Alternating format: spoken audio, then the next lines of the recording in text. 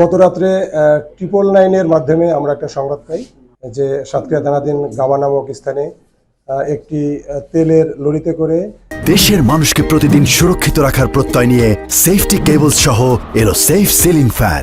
কিছু তেল যাচ্ছে। স্থানীয় জনগণও আমাদেরকে জানায়, 999 থেকেও আমরা জানতে পারি। এর ভিত্তিতে আমরা গামা নামক স্থানে গিয়ে আমাদের অফিসার পাঠিয়ে একটি লরিতে 7,000 লিটার পেট্রোল সহ আমরা পাই। ওখানে যারা তেলের লরির ড্রাইভার সহ সংশ্লিষ্ট যারা ছিল তারা তাৎক্ষণিকভাবে কোনো বৈধ কাগজপত্র প্রদর্শন করতে না পারায় আমরা তেলের লরি থানায় নিয়ে এসেছি। প্রাথমিক পর্যায়ে তাদের কাগজপত্র আমরা যাচাই বাছাই করছি।